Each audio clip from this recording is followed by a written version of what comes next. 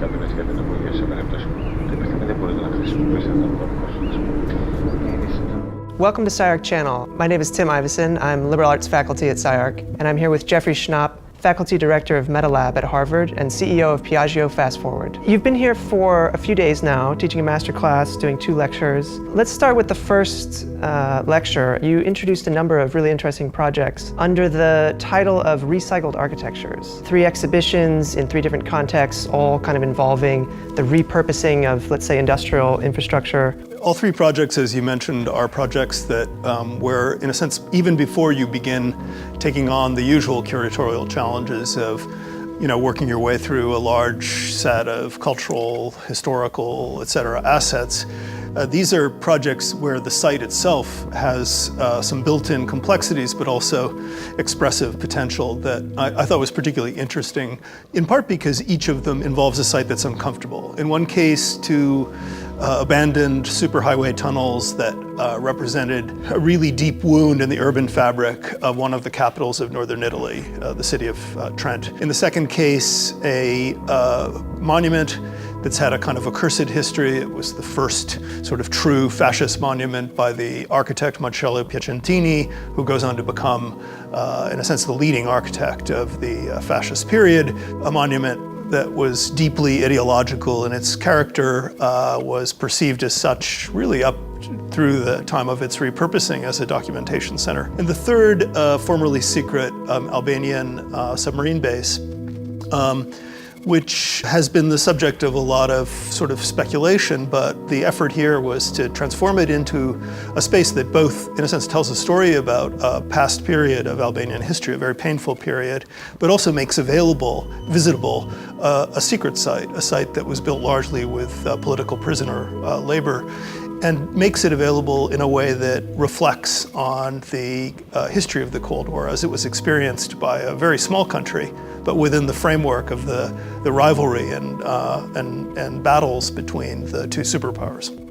The histories that you're kind of accessing through these recycled architectures are also kind of activated through archival research, but also the presentation and the mobilization of archives through certain technological means. I've always been fascinated by archives, both as a researcher and certainly as a curator, and I would certainly add to that as a technologist, in the sense that archives have this extraordinary, almost unlimited potential for exposing forms of knowledge, for serving as the basis for making arguments, telling stories. And yet in their overabundance, of course, they represent incredibly challenging environments to navigate. So all of these projects, but much of my work, I think, is really focused on a series of issues that have to do with scale, the scale of argument, the scale of storytelling, the ways in which good database architectures and good interface design can make it possible to somehow extract a meaningful experience out of these superabundant resources that are archives. And in a lot of your works, there is an emphasis on new media, but also an emphasis on activating databases. And so this question of the temporality and the time scale of an exhibition and how you might frame the idea of creating a cultural memory for the present, I think is kind of interesting. Perhaps somewhere embedded in the question of scale is also a question of the sort of temporality of one's experience of history, or of the past, the present of that past, so to speak. And one of the things I find exciting working across media especially is the way in which one can sync together, sequence, weave together, find interesting, productive, hopefully, seams between the temporality that is embedded in each of those media. Making those durations productive, or to create rich frictions between them, I think is a really exciting design challenge. This question of, in a sense, making an argument in space through a careful kind of sequencing of experiences of individual objects or different kinds of media is, been certainly central to particularly the most experimental curatorial projects that I've worked on. Making reference to the Trento tunnels, for example, the challenge of reusing these tunnels, essentially recycling this piece of abandoned industrial infrastructure, came with a lot of baggage, so to speak. The fact that unlike a normal sort of museum, exhibition gallery, or space, these are spaces that can only be traversed in one direction. Using that linearity and making the movement of groups of people through the space integral to the experience of it was central to the first exhibition that I curated at the Trento Tunnels in 2009, which was an exhibition dedicated to World War I. The experience that I was very much focused on constructing was two fundamentally different experiences. The first was an experience of the war years, but not from the top down, not the history of the battles, not the familiar stories that we associate with military history or political history, but rather from the bottom up. How ordinary citizens experienced the unfolding of World War I, the first fully mechanized mass war. And then a second experience of how forms of memory and institutions of memory were constructed around the remains of the war. Paper remains, photographic remains, cinematographic remains, the material remains in the landscape, all of the above in people's memories, as well as in the sort of warehouses of museums and other collecting agencies. And the way that experience was constructed was to use the fact that there were two tunnels. One tunnel heading south to north from the Italian to the German side, and then a second tunnel returning in the opposite direction, north to south from the Germanic to the Italian side. The first tunnel was made into a kind of phantasmagoric space where the tunnel was divided up into years and where a mixed sound and video environment was created, this kind of immersion in the archive. Visitors had this experience of marching, literally, marching year by year through the years of the war, being accompanied by this mosaic of different kinds of experiences that were deliberately fractured and not integrated into a grand narrative. And then returning, they had exactly the opposite experience, which was moving through a series of stations, like on a zigzag path through the White Tunnel, which was highly illuminated, curated in a much more didactic way, with the very institutions of memory themselves curating each of these stations.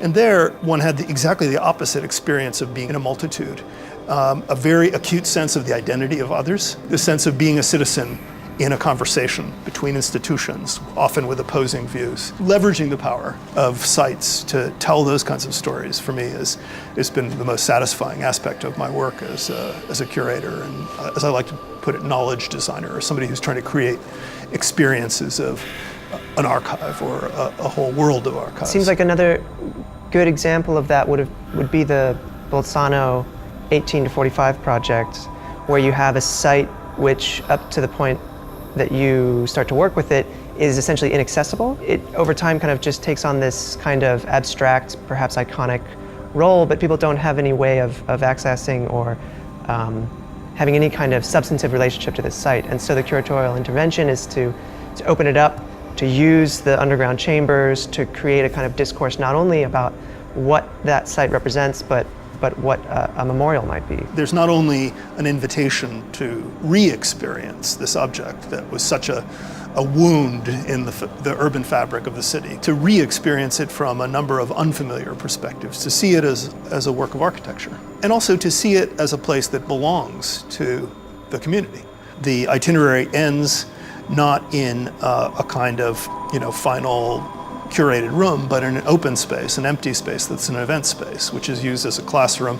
It's a place where pieces of the regional archives are regularly exhibited on a kind of rotating basis. The idea is that it's ultimately the repurposing of the monument, the reframing of it, the interpreting and reweaving of its relationship to the city is also about making it somehow a public resource, a civic space, in a way that it never was. Even when you are mobilizing technologies which you may assume have a kind of logical home on a desktop computer or best viewed through the internet, so to speak, that you do stage these kinds of pedestrian experiences. Walking has been historically associated with forms of knowledge and learning.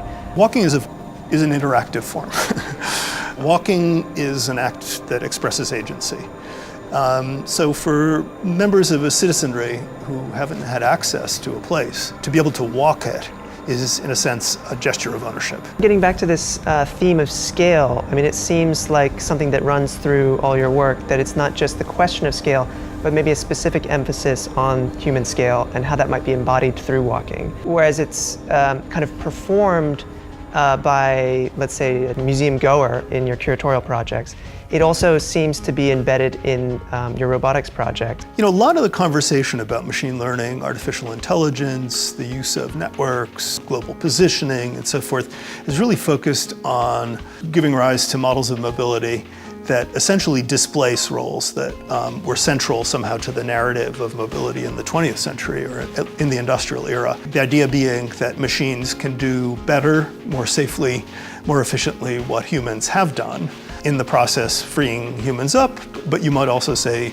in the process also displacing all kinds of forms of human employment. It doesn't really answer the question of autonomy for whom and autonomy for what. In other words, what does autonomy really allow us to do that we couldn't do before? How does it free up, unleash social forces that might be worthwhile building a vision of the future around? What kind of vision of the city does autonomy enable us to entertain? It was sort of in that broad framework that when Piaggio Fast Forward was first founded, my colleagues and I really started trying to think our way around the question of autonomy in ways that were informed directly by the history of our parent company. And the sort of iconic vehicle of the history of the Piaggio group is the Vespa scooter. You know, the Vespa scooter was one of the disruptive vehicles of the 20th century.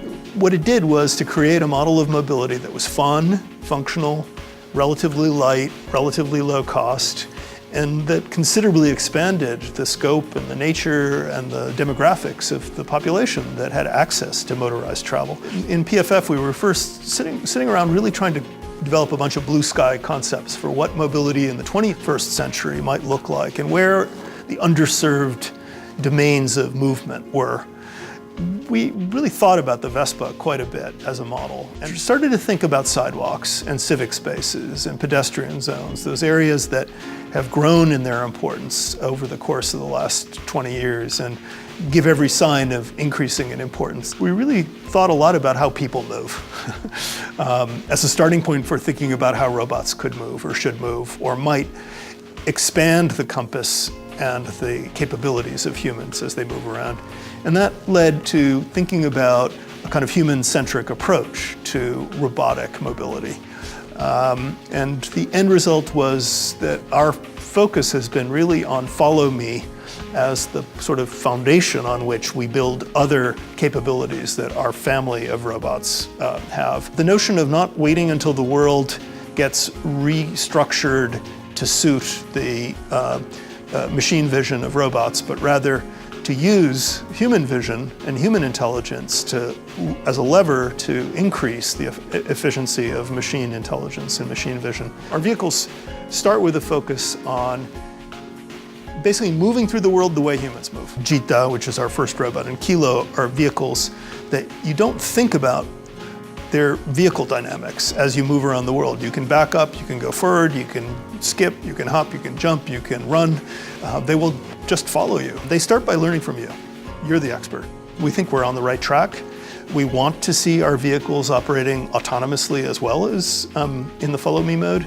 But we think also from a sociocultural standpoint, it's crucial that there be a very high degree of trust engineered into robotic agents who are going to be operating in pedestrian spaces.